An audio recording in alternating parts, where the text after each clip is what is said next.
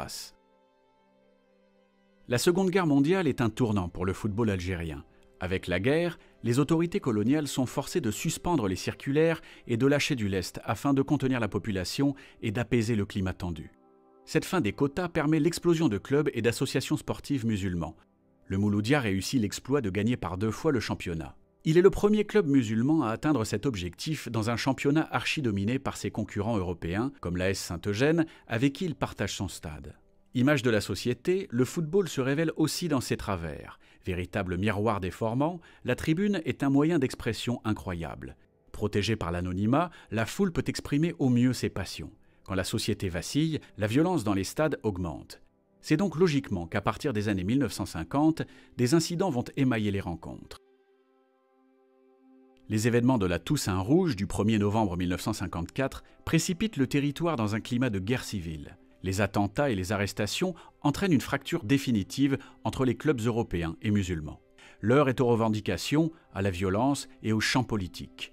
Le choix du club n'est plus sportif, mais politique. Les joueurs musulmans jouant dans les clubs européens sont invectivés, les chants anti-colons résonnent dans les stades et des rixes violentes éclatent entre supporters adverses. Les rencontres Mouloudia-Saint-Eugène illustrent cette rivalité. Les 2 clubs que tout oppose partagent désormais le même stade. La notoriété du Mouloudia grandissant, les infrastructures vétustes du stade Belfort en sont indignes et Saint-Eugène partage donc en colocation son stade à partir de 1926.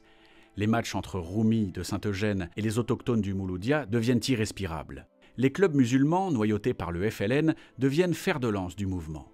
Le 11 novembre 1956, le match entre la SSE et le MCA débute dans une tension insoutenable. Le contexte du match est asphyxiant depuis peu, le Maroc a obtenu son indépendance, la situation en Algérie est sanglante, la propagande française verrouille l'information et redoute que le match puisse déchirer cette chape de plomb intellectuelle. Pour le FLN, le match revêt un enjeu majeur. Il compte en effet utiliser l'espace incontrôlable des gradins pour passer ses messages politiques.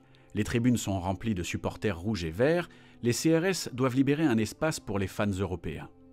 Le club des colons qui domine le championnat ouvre logiquement le score jusqu'à l'égalisation à la 80e minute. L'explosion de joie des tribunes s'accompagne immédiatement de cris de violence. Une bagarre éclate, bientôt une émeute, une banderole aux couleurs interdites du drapeau algérien est brandie.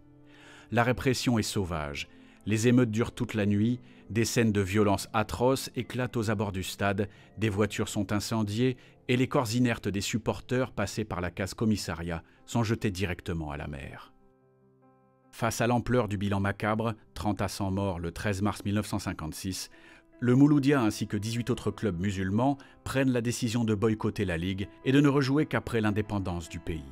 Durant l'année 1956, mais surtout en 1957, les violences s'accentuent.